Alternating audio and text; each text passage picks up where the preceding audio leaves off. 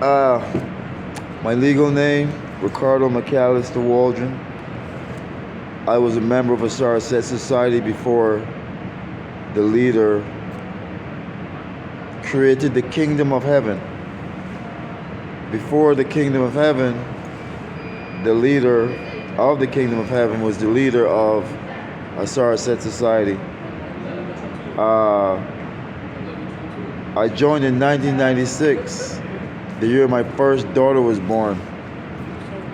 And I think I said this before, but first impression on the leader was that he was a pervert. But without even saying too much, me being a member was destiny. And I just don't go by a feeling, you know. And let's just say I don't like being psychic. It's a very tricky field, you know. But unfortunately, I was right that the leader of the group, and our definition of calling an older person a pervert is really calling them a pedophile. You know, they like, and a rapist. They mess with people that don't want to be messed with. You know, they like pull at people and they pull at their private parts, and they like are sexually unhinged.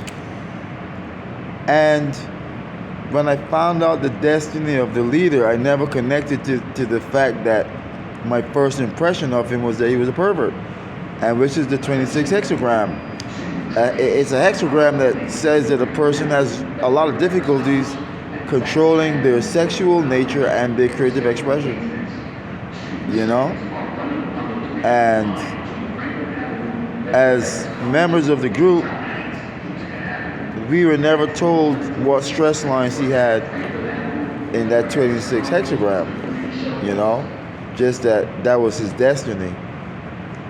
And, you know, youth is youth, but maturity doesn't get involved with a bisexual pervert for money, you know. And after I left the group, it's like a part of me knew and a part of me didn't, because I remember having a clear dream. I call it a dream, with Bakinti Nuramen, which is one of his like loyal priests.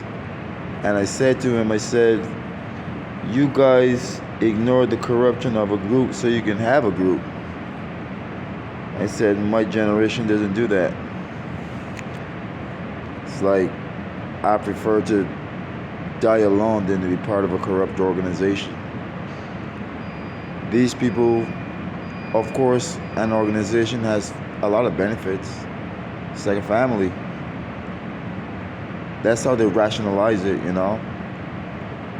They also rationalize it with the person that the fake Muslims call the Prophet Muhammad, because historically he's a pedophile. And they also rationalize it on African practices in villages, of course, where they have a problem controlling people, because that's what it is. Where the priest is the first one to have sex with the girls. And I mean, any half of a psychologist knows what that's about. That's about ego. Really. That's really about ego. Of course, it is about controlling people, but it's also about controlling people in that way because you have an egocentric problem. So, you know, I remember hearing about this back in 1993 when I was at City College, getting introduced to not just the history of black people, but some of the cultural practices of even West Africans, places in West Africa where the high priest seems like one pretty much has sex with every single female. He's the first. And these people over here in America, who are Americanized perverts,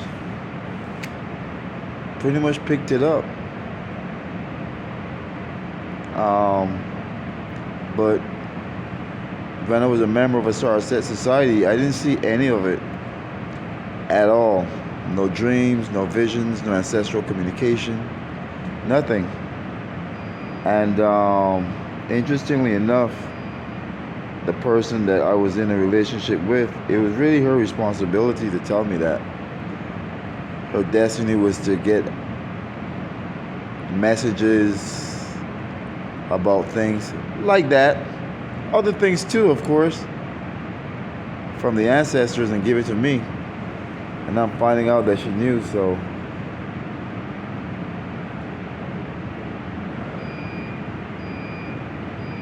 I've always thought that people were fake, which is why I tried to stop being psychic when I was a child.